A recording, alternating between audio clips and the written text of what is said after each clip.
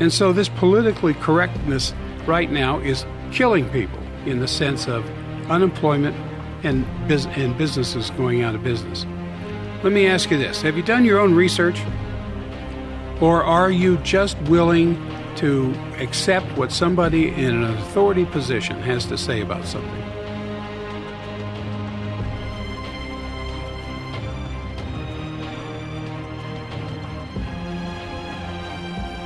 I was just asked the other day by someone new to us if I was the forbidden doctor. Well, of course I said no. The forbidden doctor is not me at all. We are not the forbidden doctor. Jack is not the forbidden doctor. It's in you. The forbidden doctor is that magical, mystical power inside of you that is controlling and healing you. It's that beautiful, marvelous, almost miraculous force that controls all healing. It's that innate intelligence, that life force-directed influence that triggered your DNA to guide the building of your body after conception. Yeah, it's that power that sustains your life, repairs your wounds and lesions, and it never stops working. It's that essential part of you that keeps you alive and heals your every hurt. This is the forbidden doctor. It's not me. It's that part of you the powers that be have decreed forbidden to ever learn about or even consider, and never ever rely upon. For it is forbidden that you even know this life force exists at all. You are your own forbidden doctor. Yes.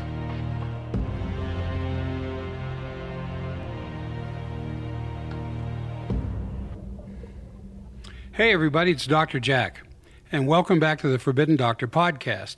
This is podcast episode 196. Do the opposite of what you are told. Mary's not here with me on this podcast. She's out of town, and so she is trusting me to do the good job here. It's hard to do without her. But today I'm going to talk about the ultimate forbidden stuff over the last 4 months.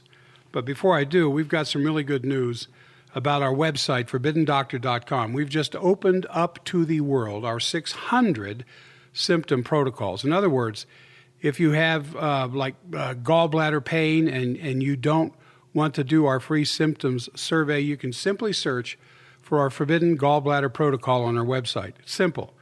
You just click on the upper left search field of the website and discreetly, read and purchase the protocol in one easy swoop if that's what you would like to do. And if you join our new $29 VIP membership, you can get the Gallbladder Protocol as well as others for 20% off. You're not going to find lower prices for standard processed products anywhere. You'll also get free shipping over $100 and discreet HIPAA compliance texting capabilities right to me. You can text me directly as a VIP membership for $29.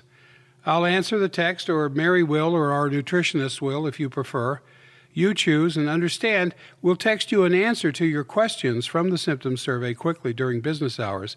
You can text us 24/7 because we've been known to answer text questions all hours of the night and weekends. Just saying.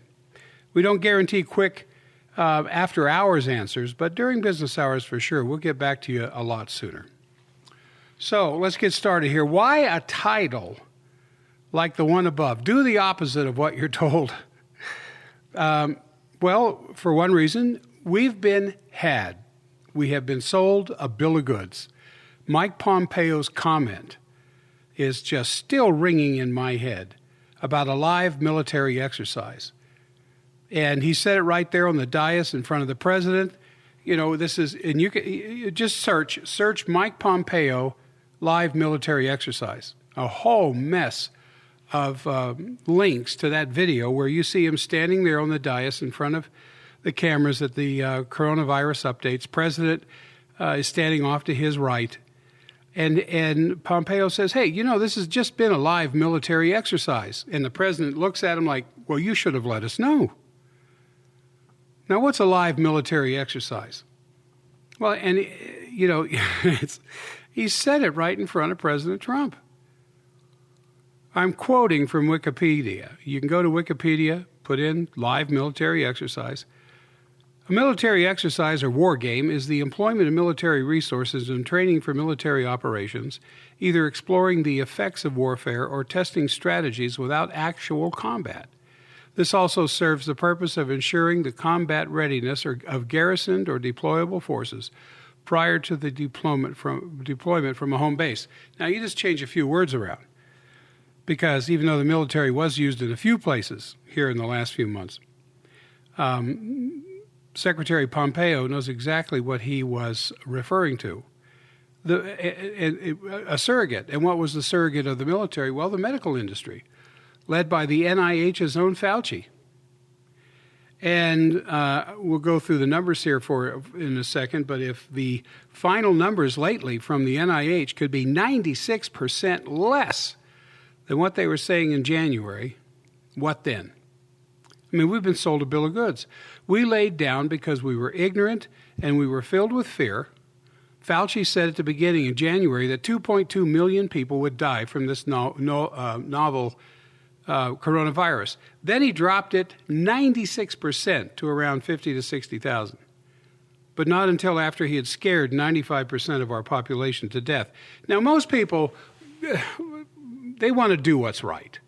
So they see these seeming medical authorities tell you terribly drastic, fear-based numbers and predicted outcomes. And, of course, most people ran for cover. But remember the Secretary of State's comment. This is a drill. This is an exercise. Now, hospitals have drills. I mean, hospitals will bring in volunteers to be various kinds of casualties. For instance, an earthquake or a plane crash where you have people acting at various levels of injury seriousness, laying around in the field out in front of the hospital. Triage units come out to decide what to do. That's a local event. Maybe in your city, maybe in your town. But this exercise was nationwide. And all of us have seen the result. Massive unemployment, businesses out of business. You see, the problem here with Fauci and this whole thing as it started, there was no submission to Koch's postulates. Now, I talk about this in several podcasts before this. The scientific standard, the gold standard. And if you read the 4 basic studies done back in January on this whole thing, you will see they did not follow standard research protocols to establish a true infectious etiology. But Dr. Jack, people were getting sick everywhere. Were they? Everywhere? Yeah, the immunocompromised were. The comorbidity people, those who had more than one disease process, high blood pressure, diabetes, that kind of stuff. Just like people were getting sick from the flu everywhere and dying at an actually greater rate. The same immune-compromised people. Now, let me ask you, how many people do you know personally that died since January of the annual flu? Do you know how many more people died for the flu at the same time as COVID-19? Well, the CDC does, because they publish it monthly. You just go to the cdc.gov, search flu mortality, far less than this coronavirus. I mean, far more than the coronavirus deaths. Now, why are the immune compromised, coupled with fear, succumbing to this? Let me give you an example. There's noise at your front door, and you go open it up, and there's a Rottweiler barking, trying to get into your house with foam all over its mouth. What do? Well, immediately, an aspect of your flight or fight, your sympathetic nervous system takes over. And all the blood, not all of it, but most of the blood from your internal organs immediately goes to your legs and your arms. So you can run for your life. So you can escape the obvious imminent disaster facing you. And then this is when women tip cars up over their injured children underneath, and people do fantastic feats of strength and jump up to the highest levels to escape the approaching menace. That's one aspect of the sympathetic nervous system in the fight or flight syndrome. But there's one that you don't often hear about, because that first one is a direct control out of the central nervous system to make sure you have the strength, the adequacy to run for your life. The second one comes from the adrenals. Now, suppose you go out and check your mail, and you're a good, honest, tax-paying citizen, and you've done all you can to support your country and do the right thing, and there's a letter from the IRS, and you open it up and it says, "Dear so-and-so, we are going to conduct an audit for the last 10 years of your 1040 statements." What happens in that moment? It's not like you have to run for your life, but you've got to do something, because your adrenals just sent hormones into your bloodstream. Your stomach just went up in your throat. Your thoughts are, even if you're completely honest in your filings, oh my gosh, what's going to happen next? Fear rains down upon you in this moment. It doesn't matter if you think that your records are all in proper order and everything's fine. Fear comes over you. What's that fear do? It shuts down the immune response. You get a flood of hormones, cortisol, other kinds of hormones that start showing up to help you deal with the tremendous amount of psychic stress that just hit you. And it shuts down the immune system. So, what happens to the health of those who are already sick and immunocompromised when they're filled with fear, especially when Fauci comes out in January and says 2.2 million of us are going to die? Well, without any study, without any research, without looking to the sources or anything else, this country laid down. Now, in the midst of all of that, in the midst of the exercise that's going on when the government wants to see what we'll do under these circumstances, we hear all this hubbub about China. Now, I don't have the security clearance to know all the inside story, but I'll tell you what I think. Distraction. Distract you away from the understanding and knowledge that that this is, in fact, a exercise. Just distraction. Well, it was man-made. No, it wasn't. It came from Wuhan's biosafety level 4, 30 yards away from the meat market. No, it did. Yes, it did. No, there's South Carolina was involved. No, Saudi Arabia was involved. And so who was it that said we'd lay down our liberties for the feeling of safety? Because people got very worried about China. And suddenly China becomes enemy number one, and your attention is clearly removed from your Constitution and your liberties, while so-called public safety officials, starting with your governor on down, start all of these completely unconstitutional actions against the people. Now, as a result, what have they, the highest levels of government, learned about us? They were going to lay down our God-given liberties at the drop of a hat. Our governors, police forces, legislatures, local mayors, church leaders, even some of our closest friends will move against the healthy in the name of compliance. Now, when you have something like cholera or you have something like typhoid and you have to take those people and lock them up in their homes and put a big seal across the front door that says quarantined, that's what you do for public safety. But when you take the healthy and you lock them up in their houses, that's called tyranny. Now, having said that, I want you to, if you don't remember anything else from this podcast, I want you to understand this. There is not one peer-reviewed paper with a double-blind study proving anything about social distancing. Nothing.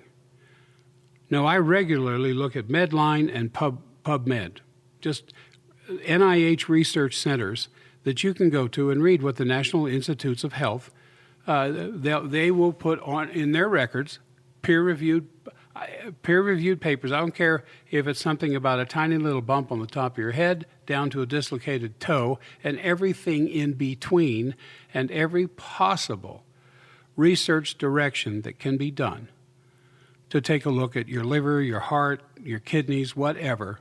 It's there at the NIH, and you can go there, just PubMed.com, or it might be Gov, but I think it's PubMed.com, and put in the search bar what you're looking for. Put in social distancing, like I did. See what comes up. You'll see a few papers that mention social distancing, but it's only in an assumptive form.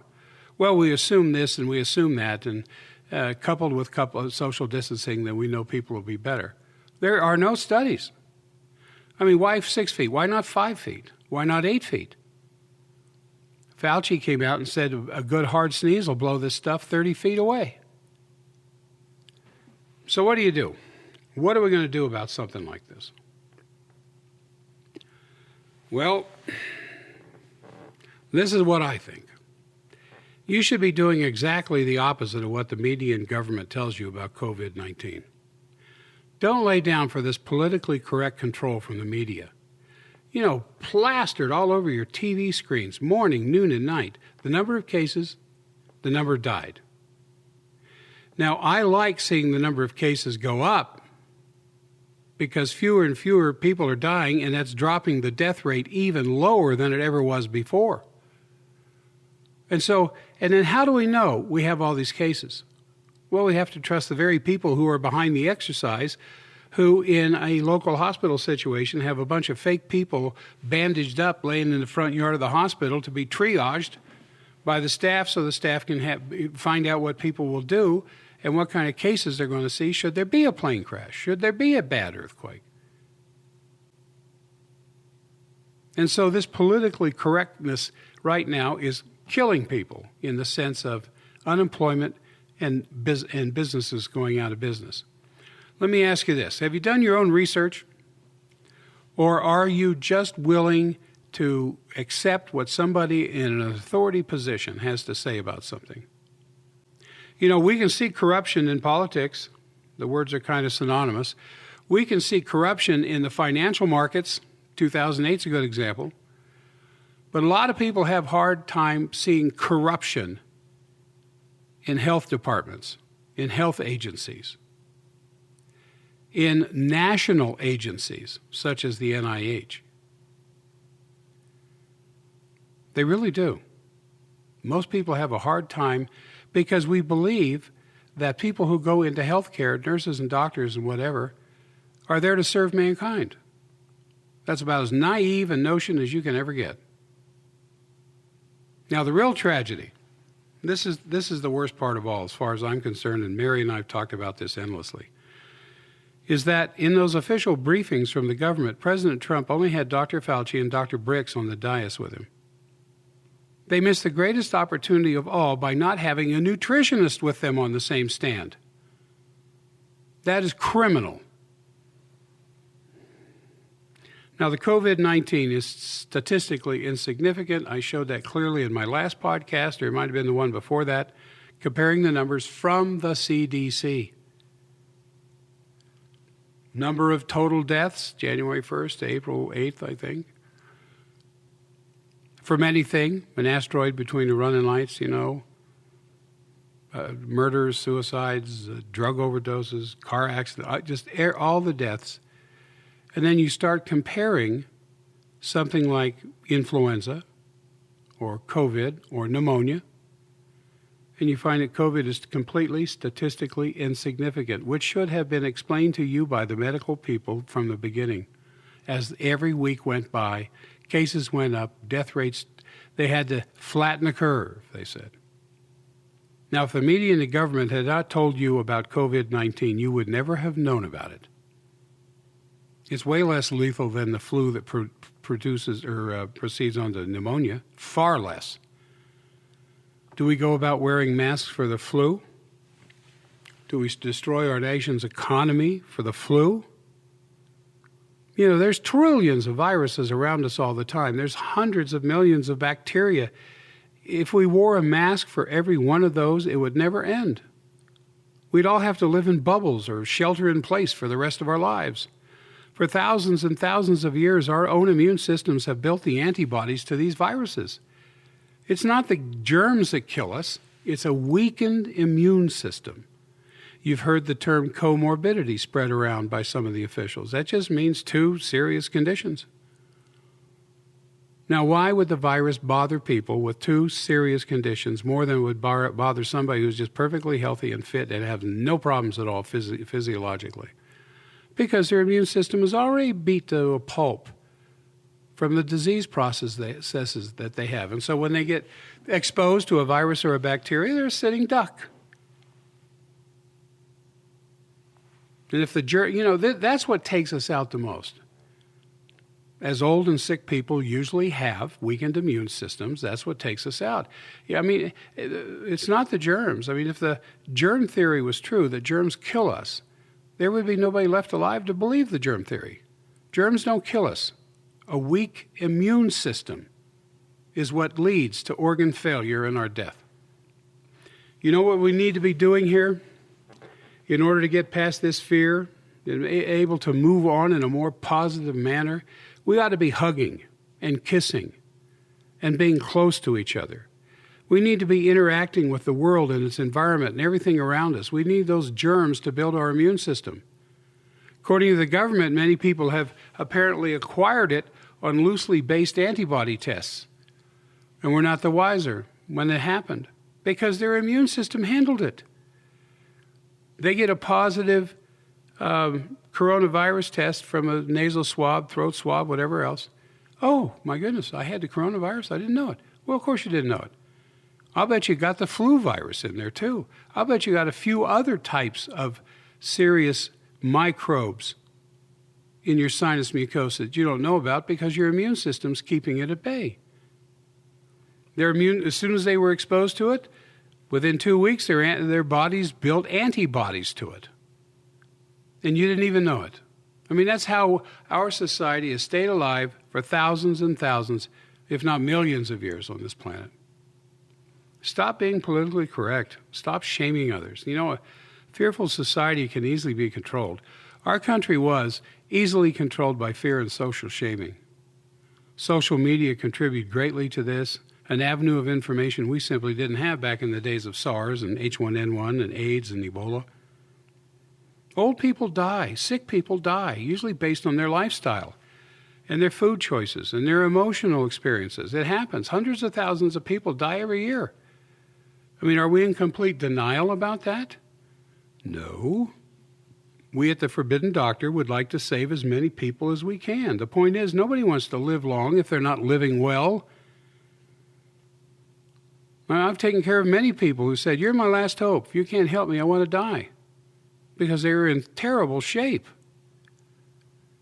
I mean, we all have older relatives that have suffered for years with their sicknesses, and we looked at them in horror, not wanting that to happen to us when we were younger and when we were going to get older. We don't want that. Well, it doesn't have to. Mary tells the story about her mother one day when Mary was pretty young, probably middle school, and one of her older relatives had just had a stroke, and the person was quite disabled from it. And so Mary asked her mother if people can get better when they have a stroke. And her mother said something essentially like, "Well, no, usually that's the beginning of the end when that happens. They'll have another stroke, and then they will die." Well, that's what happens when there's no nutritional intervention, and that's the crime of this whole coronavirus thing, that there was not a nutritionist on the dais with the president and the medical society. Because from the medical point of view, it boils down to this. If it's that, do this. If it's this, do that. And that's it. The nutritional point of view wants to go to the heart of the cause of the problem and find out what is missing in that person's immune system or the strength of their immune system that they succumb to something. I mean, one of the reasons that Mary's relative had a stroke in the first place is because they had weak collagenous fibers in the arterial structure of the brain that caused maybe an aneurysm or something like that, or a clot of some kind, and the arterial walls couldn't handle it. If those kinds of things are not addressed, the person is just going to continue to break down and get weaker and more sick. But an easily supportive and helpful nutrient to reverse that is something called Cyruta Plus. We call it the anti-stroke supplement because it has rutin in it, R-U-T-I-N. And rutin is one of the best things to strengthen the wall of the arteries. There's a medical paper out of, I can't remember if it's Johns Hopkins or Harvard. I think it's the Harvard Health Study.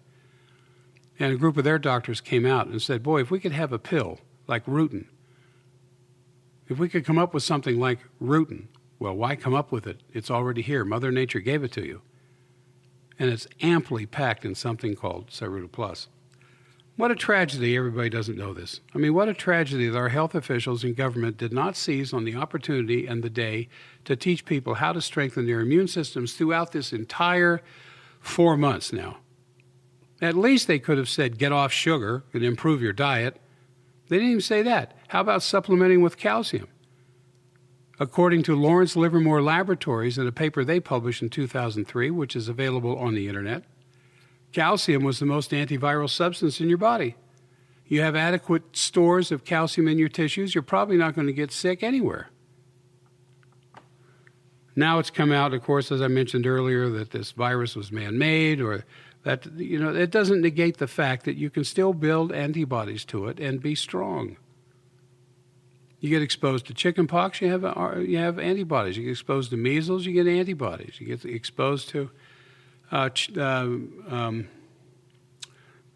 mumps, you get antibodies to it. Now they're saying, well, yeah, your body can make antibodies to the coronavirus, but you'll probably have to do something about it in another 2 years.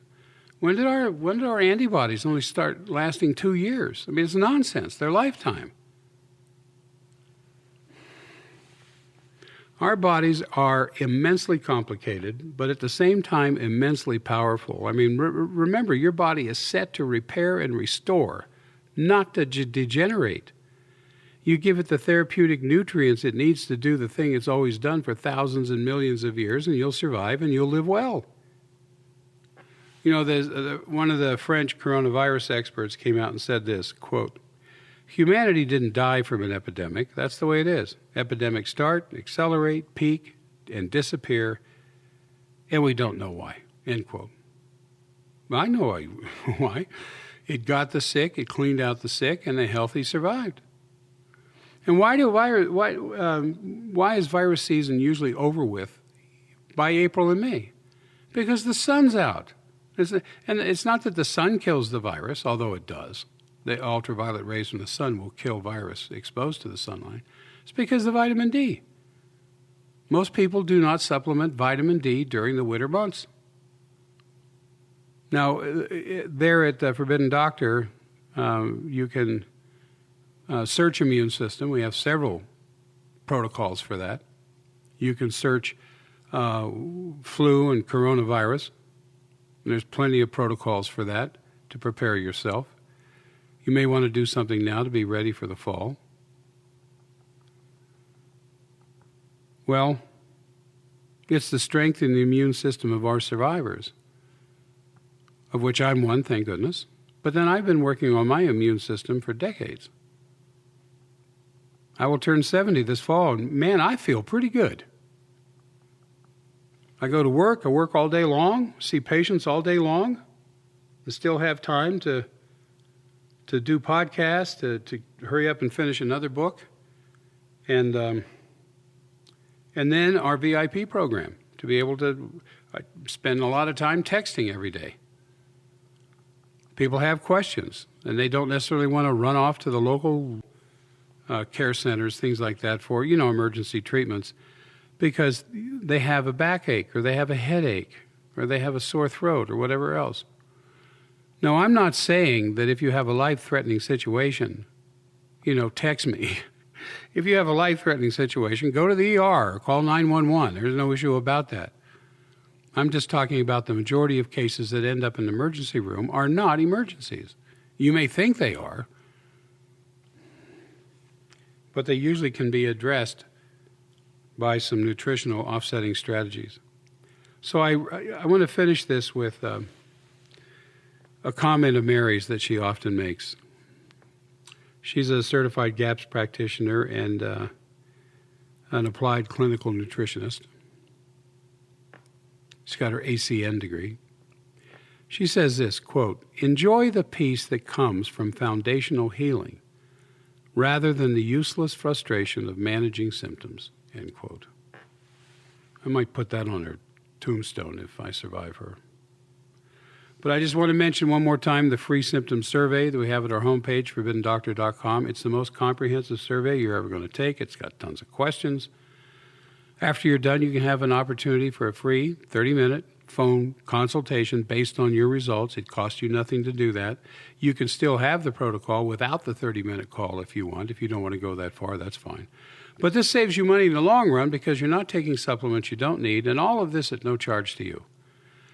And if you decide to purchase the recommended supplements, you can get them a 10% discount if you sign up for our text blasts. We send text blasts out usually, at least once, sometimes twice a week with great specials and coupons. And you just text the word healthy to 41411. We'll send you back a coupon code that you can use next time you're at forbiddendoctor.com. Or just call the office, 801-523-1890, and they can help you sign up for the text blast if that's what you need. So, let me just finish with this. The statements made in this podcast about specific products have not been evaluated by the United States Food and Drug Administration and are not intended to diagnose, treat, cure, or prevent disease.